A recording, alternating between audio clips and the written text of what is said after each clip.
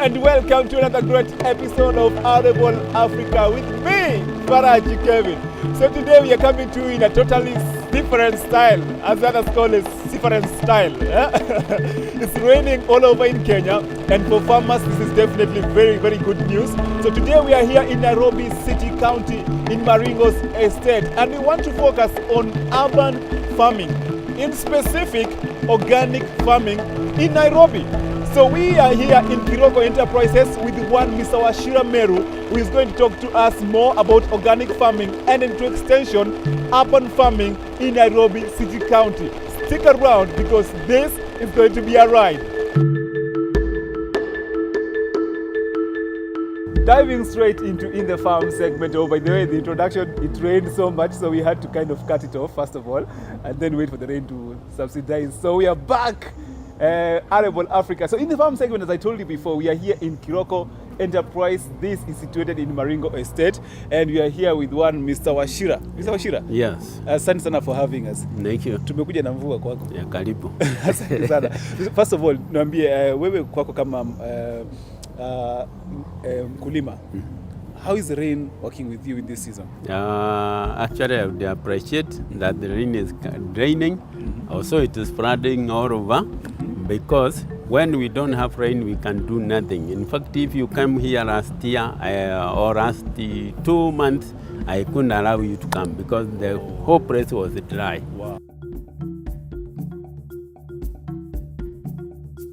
In 2005, somebody came from our church. Our reverend brought somebody who could taught us about entrepreneurship. Okay. So I realized I am myself, I'm not supposed to be employed. I'm a farmer. I decided I'm going to do farming and do it in business. Kilimo biashara. Yes. So that's why I started with the rabbit, growing all the local vegetables. And then as I grew in 2007, I decided now it's business. I'm not talking about going to the rural, I want to do it here. And then luckily in 2007, I was encouraged by the people from the Ministry of Agriculture to take my product to the Nairobi International Show. I'm talking about the rabbit, all the vegetables that I grow here, and also my chicken. I remember in 2008, my local chicken was the heavyweight champion in 2008 and 2009. At the Nairobi Trade Fair? Nairobi Trade Fair. Yes. So, it was the heavyweight champion for the 2 consecutive years. Hey, you just feed them with the grain that we have here and all the feed.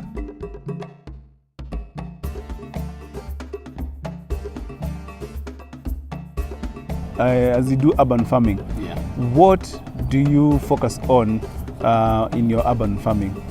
Actually here my main project is rabbit king. Okay. That's why people call me Rabbit King. Oh, and that one I got it when I went to US on an exchange program. Wow. Then we are now doing very well with the dairy goat that are producing 2 to 3 liters per day. Wow. And the milk we are selling at 200. Wow. Then we have local vegetables. Local vegetables like this one that you can see here.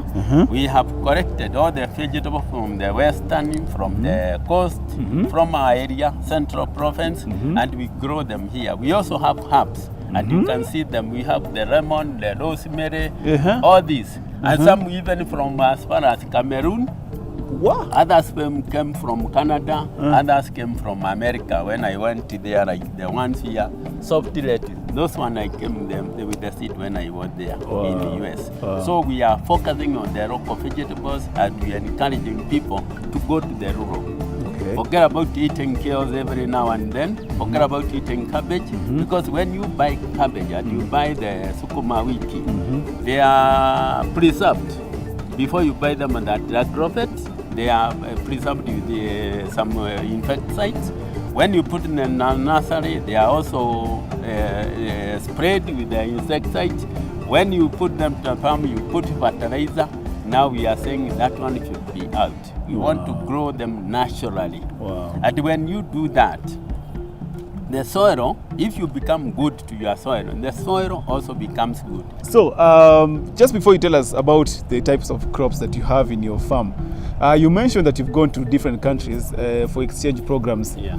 how did you get the chance? I mean, so that you can inspire also farmers who don't think this is possible.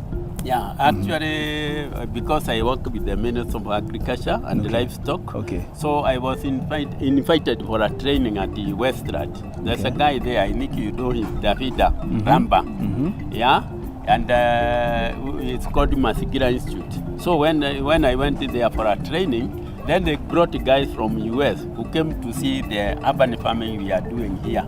And the guy, Michael Dan, when he came here, I had strawberry around, I have the vegetable. I told them, myself when I'm here, I don't buy milk because I have my dairy goat. I don't buy vegetables because I'm here. I don't buy meat because I have the rabbit meat. So when I told them about that, he said, Francis, I think we needed to have an exchange program with you. I didn't believe, because with all my ears and my hair gray, I didn't believe it could happen. So they kept on pushing me to take the passport. Yes. And we headed at Washington, D.C. I stayed at Colorado for about 2 months. Then Washington, D.C. I also stayed for almost 8 weeks. And then we were even invited by the Clinton, madam, who was the deputy president at that time. Yes, Hillary. We were hosted at his place, and we had a big conference. And when I was at Colorado, I remember one day, we went to a conference somewhere. When I was given a chance, the guy, I don't know where he got that, he said, Rabbit King, because of giving the rabbit. So that's why I came to be called Rabbit King. And then I challenged those guys, those Wazungu, because the man was telling me, Francis, are you going to make an impact in the US? And I told him, if I don't make an impact, I have no business going to US. So when I went to a conference, I was given a chance to talk. I would ask them, hey guys, why do you plant all these flowers around? And all the readers stood up and said, Francis, we love flowers. And I told them, yes, I know you love flowers. If you plant tomato on a can like that one you can see there, are these not flowers? If you plant onion or tomato, that crab up here, that is not onion. One and one they started sitting down because they couldn't see. Then from there they were calling me, Francis, I want you to come to my home and show me how I can do urban farming. Wow. And we did a lot in Colorado, Denver, because that's where I stayed most of the time. And I remember we're going to some backyard. You find a big space with all the flowers. I told you, why are you wasting all this energy growing all these flowers? Suppose you grow kales or spinach or something like this. All that energy, you can produce your own food from here. And then from there, they respected me, and they have been coming visiting here. I remember I've visited all the people from all over the world. They have visited this farm. That's very, very, very, very good, and that is very, very inspiring. So I mean, whoever is watching, who is watching at home, just know that farming can take you far. Because I mean, people, we have this notion here in Kenya that farming is for people who have not gone to school, for all wazes, wale watu wamekaka. What people want office jobs, right? And they don't believe that farming can really actually take you far as you have gone. Yeah, let me tell you one thing. 2 years ago, I had a guy who came from Germany. He was doing his master's. But the guys here from university, when they come, they don't want to buy to do farming. They don't want to wear the gumboots. They want to come with a tie. And that them, how are you going to do farming there? We as slay queens. Yes. So whatever you are producing there is something different. So I challenged that fellow. I told you, why did you come from Germany all the way to Kenya to learn about agriculture? And he told me, guys from Germany, they believe they have all the money. So if you have money, you can go to the supermarket and buy what you want. But the question now is, when you go to the supermarket, would you differentiate managu from that is grown organically or that is grown at Uruguay with using sewage? You won't even know. You would not. Wow. But if you are growing your own vegetables, you are very sure of what you are eating. Like this one. If I want to eat this, I don't need to wash. because they come from home. I'm very sure nobody has done anything here. Which one is this? Just for the these viewers' are sake. just amaransa or terere. Terere, this is terere. But people from Western, they told me that they don't eat it because they grow on where they are grapes. But now, anytime you go to the supermarket and you find the vegetable with this color, it shows you nutrition value yake iko very high.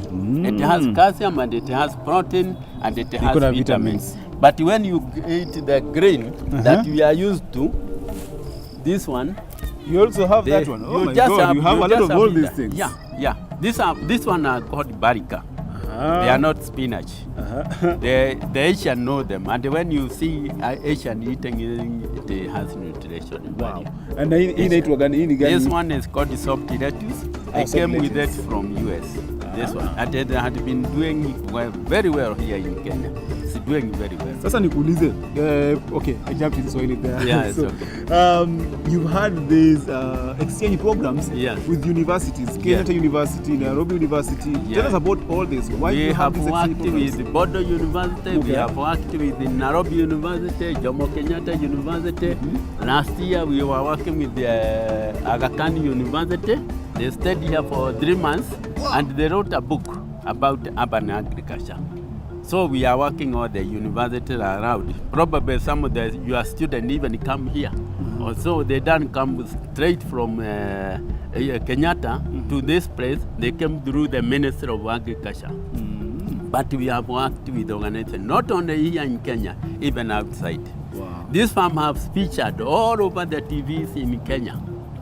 All the magazine, Nation, Standard, it has featured. And Rabbit King has always even been there. outside. Yeah. And Rabbit King has always been there. Correct. So, you're telling me about the types of crops that you have in your farm.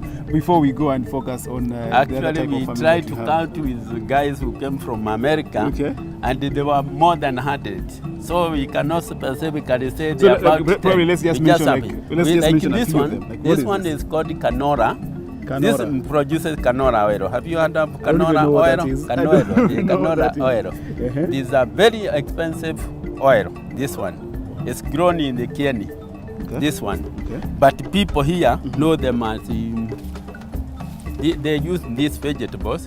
Those who have gas, they are advised to eat this one because it has no gas as compared to the supermarket. And you remember what I told you? Yes. Anything that has this color is highly nutrition value yake iko very high. So we have that, we have terere, we have managu, we have all this barika.